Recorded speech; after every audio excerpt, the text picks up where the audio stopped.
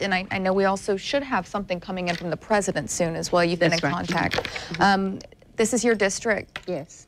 How are you feeling when you heard about this? You know, I've represented Orlando for over 24 years, and it's just hard to believe we've never had an incident like this. Well, not just in Orlando, where over 50 people were killed and another 50, you know, are in the hospital. Never in the history, and there is something wrong. It's something wrong with the message that maybe the leadership is sending out to the community. This is totally unacceptable, that one person can kill 100 people in a matter of minutes. Yeah. Congresswoman, this hits on so many issues. It does. It could be a hate crime. It could be terrorism. We don't know. It could implicate the gun rights movement or gun control movement, something you've been in the middle of over the years. All of the above. All of the above. Yeah, all really of the does. above. And with the election coming up, Yes, with the I mean, election this is... coming I think it's all of the above.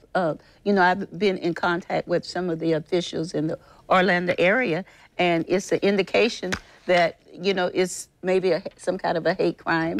We don't know yet. But, I mean, one person to do this in a matter of, you know, a couple hours.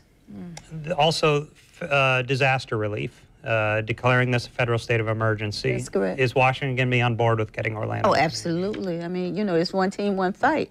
But my heart just goes out to the community. You know, Orlando is a big city, but it's a family. It's a community. And you know, I'm sure everybody's in church in prayer.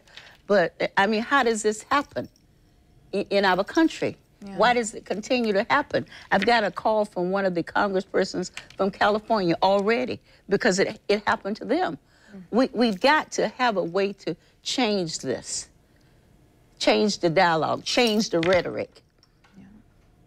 Well, I know this is still developing. I just wanted to say this right now because I'm from, again, the Orlando area, and my Facebook, I've been getting a lot of notifications. I'm seeing it like blow up while we've been talking, and they've set up one of those, the shooting in Orlando, Florida, Facebook safety check. You've probably heard of those before, where people can notify their loved ones that they're safe, which is great. I have 9 of my friends in the Orlando area that have already done this. I'm about to check off that I'm safe because, again, I still have ties to there, but you know, a lot of families right now are hurting and they don't know if their loved ones are alive or not. What would you want to say to those families? Well, they've set up how you can go and they have a community center that they're asking people if they think that you have a relative or someone that's affected to go to, and I think you had it up, it's a hotel.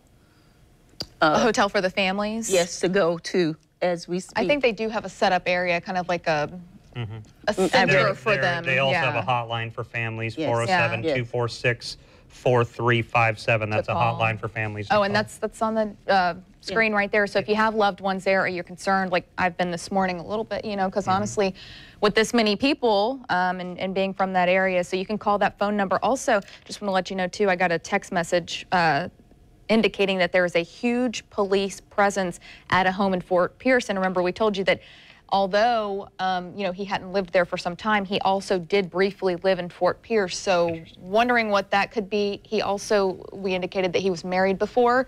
So maybe, you know, it's her home. We don't know at this point, but police are doing all they can.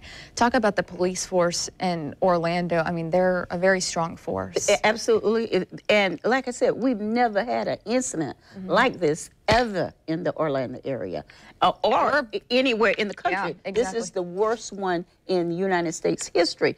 And this sends a message to the elected officials. We need to stop just talking about it. We need to make something happen. What do you want to be done? Well, first of all, why would one person be able to get off this many rounds? Yeah.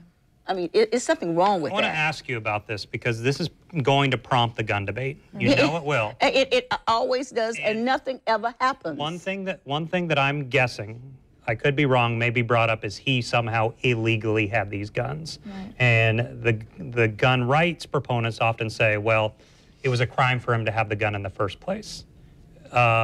Is your concern that this will just go back to the same pro or anti-gun rights argument that we have? I believe that you should have guns to protect yourself.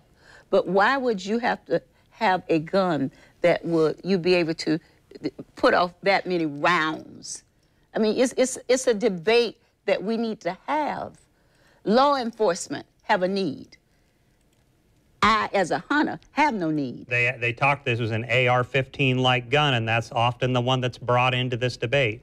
And that's one that you may be looking at. It is used for recreation. It's not used for hunting, that type of gun. And so that's what they're going to argue, that that's their recreational purposes. But let me say this about this guy, too, because I was reading this, that he had a license issued to him in 2008. It expired in 2012, so he hasn't even had a driver's license. So like you said, the illegal, how these people are obtaining these guns, and he had a handgun, too. So even just the handgun, people are getting their hands on. There are loopholes in gun shows that you can go in and get a gun, and you know, we need to tighten up. No one is saying that you should not be able to have a gun to protect yourself, but we've got to curtail this kind of... Congresswoman, I want to keep talking, but if you guys could put on the screen, I think we have video there out of St. Lucie. They're at the home there, and Congresswoman, we're seeing... Fort Pierce. This is Fort Pierce, that home that they're swarming right now and investigating. So it is Port St. Lucie. I'm sorry, Scott. She just told me. Yep. What's next for you in the next few days? You just learned about this. You were in church hearing about all this. What's next for you now? I'll probably run through Orlando to, you know, before I go back to Washington. We're going back to Washington tomorrow, but, you know, we're going to rise and have a moment of silent prayer for the community and to the families, but we need to do more. Right. I'm tired of standing up with moments of silent prayers for different shootings around the country. Well, could there be more done besides the gun rights? I'm looking at this like, how did these people get to this point, and how were there no signs? That's a question I always ask is, and just how we talked about the see something, say something. I mean, if you see somebody posting on social media threats to people, I mean, that needs to be taken seriously. I don't think anybody can argue with that. So I agree with you, but I also say that it's something from the leadership, from people that are elected officials. What message are we sending? You know, let's say a hate crime. We're saying, well, you are a sinner. We're all sinners.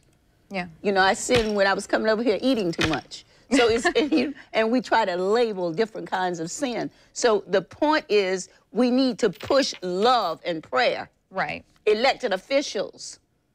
Well, I think it's a lot of rhetoric that's going on that's sending the wrong message. What I was going to say, again, and this is not confirmed, but what I was reading online from another, a big media outlet, but you know, we're our own entity. We like to get things confirmed, but I guess that the father said that this was not a religious thing, that he did just have maybe some hate toward the gay community. But again, that's not official, but it's interesting how the police originally said, no, it wasn't that, and now they're kind of backpedaling that it could have been. So it may not be religious. Most of the time when we see these things happen, I feel like they are. I think it's a combination, but we'll find out. Right, yeah. But I mean, how do you just kill 50 people? That's beyond. That you don't even know. You don't even know. Yeah. Corrine, thank you so much for coming on. Thank you very much. We appreciate it. Tough day. Yeah. Good luck, and we'll probably maybe see you in Orlando there. All right. Oh, yeah. Okay, thank you. All right. Thank you. Thank you.